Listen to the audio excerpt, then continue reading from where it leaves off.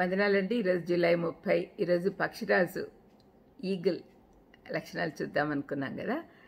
కీర్తనలు 103:5లో పక్షిరాజు యవ్వనం వలె నీ యవ్వనం కొత్తదగును అని రాయబడింది. నిన్నేమో యెషయా గ్రంథంలో చూసాం. పక్షులకు రాజు పక్షిరాజు, దాని లక్షణాలు తెలుసుకుంటే ఈ వాక్య భాగం బాగా అర్థమవుతుంది. పక్షిరాజు నుంచి మనం కొన్ని పాఠాలు నేర్చుకోవచ్చు. ఒకటి, పక్షిరాజు ముసిలిదైనప్పుడు దాని రెక్కలు కూడా శక్తి కోల్పోయి అది ఎగరాల్సినంత వేగంగా ఎగరలేదు, పైకి కూడా ఎగరలేదు. ఇంకా శక్తి తగ్గిపోయి చనిపోయే పరిస్థితి వచ్చినప్పుడు ఎత్తైన శిఖరాలలో ఒక స్థలం ఏర్పరచుకొని కొన్నాళ్ల పాటు అక్కడే ఉంటుంది. అక్కడున్న సమయంలో ఒక్కొక్కటిగా తన ఈకలన్నిటినీ పీకేసుకొని బోర్డు చేసుకుంటుంది. తిరిగి కొత్త ఈకలు పెరిగి శక్తి వచ్చేంత వరకు అది అక్కడే దాగి ఉంటుంది. మనం కూడా మనలో ఉన్న చెడునంతటినీ తీసేసుకొని రూపాంతరం పొందుటకు దేవుని సన్నిధికి చేరాలి. యేసుప్రభువుని సొంత రక్షకుడిగా అంగీకరించిన తర్వాత పాత అలవాట్లు పాతయన్నీ తీసేయాలి. అప్పుడు అటువంటి సమయంలో మనము దేవుని వాక్యంతో మన హృదయాన్ని నింపుకోవాలి. కాబట్టి దేవుని సన్నిధిలో ఎక్కువగా గడపాలి.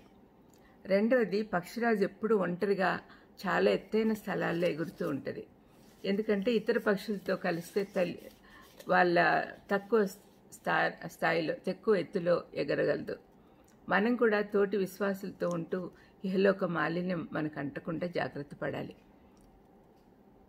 అన్నిలతో పాటు తిరుగుతూ ఉంటే మనకి ఆత్మీయంగా ఎదగలేం. మూడవది, పక్షిరాజు దృష్టి దాదాపు 5 మైళ్ళ దూరం వరకు వెళ్తుంది. తన ఆహారం పైనే దృష్టి నిలిపి అడ్డంకులు ఏమొచ్చినా దూసుకుపోతుంది.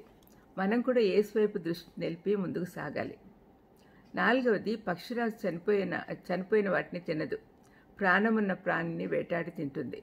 మనం కూడా మరణంలోకి వెళ్ళుటకు సిద్ధంగా ఉన్న వారిని రక్షించి వారిలో క్రీస్తు అనే జీవంని పోయాలి.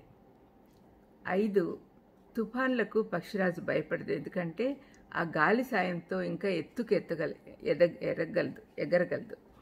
మన మార్గంలో వచ్చే శ్రమలను బట్టి మనం సంతోషించాలి. అవి మనలను దేవునికి దగ్గర చేస్తాయి. మనం ఎప్పుడైనా ఆలోచిస్తే మనకు శ్రమలు ఎక్కువ ఉన్నప్పుడే మనకు దేవునికి దగ్గర అవుతాం కదా. సంతోషంగా సంపదతో తొలితూగుతున్నప్పుడు చాలా మటుకు మర్చిపోతుంటారు దేవుణ్ణి. అలా కాకుండా మనం దేవుని సన్నిధిలోనే ఉండాలి ఎప్పుడు. 6వది, పక్షిరాజుకు ఒకే జోడి ఉంటుంది. మనం క్రైస్తవులుగా క్రీస్తు అనే ఒక వరుని కొరకు సిద్ధపడాలి.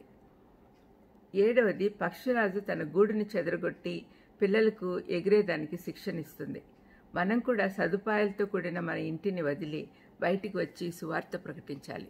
మన కంఫర్ట్ జోన్, మన ఇండ్లు వదిలిపెడితే కానీ మనము సువార్త ప్రకటించలేం. యేసుప్రభువుని ఎరుగని జనం ఎంతో ఉన్నారు. అటువంటి వాళ్ళ దగ్గరికి పోయి సువార్త ప్రకటించే బాధ్యత దేవుడు మనకి ఇచ్చాడు. కాబట్టి బయటికి వెళ్ళాలి. చుట్టుపక్కల వాళ్ళతో మనం సువార్త చెప్పాలి. ఆ విధంగా చెప్పాలని దేవుడు కోరుకుంటున్నాడు. అది ఆదేశం కూడా. మనం కూడా అలాగా ఉందాం. పక్షిరాజులాగా యవ్వనము తిరిగి సంపాదించుకొని దేవుని సన్నిధిలో దేవుని మార్గంలో వెళ్తూ అందరినీ సంతోషపెడతాం. ప్రార్థన చేసుకుందాం. దయామయుడ, పక్షిరాజు గురించి విన్నాం తండ్రి. మేము కూడా తండ్రి మా పాత అలవాట్లన్నీ తీసేసి పక్షిరాజు ఏ విధంగా రెక్కలను పాతయన్నీ తీసేసుకుంటుందో అలాగే మేము కూడా తీసేసుకొని మీ శక్తితో కొత్తవి పొందేదానికి సహాయం చేయమని యేసుక్రీస్తు నామములో వేడుకొంచున్నాం తండ్రి. ఆమేన్. God bless you.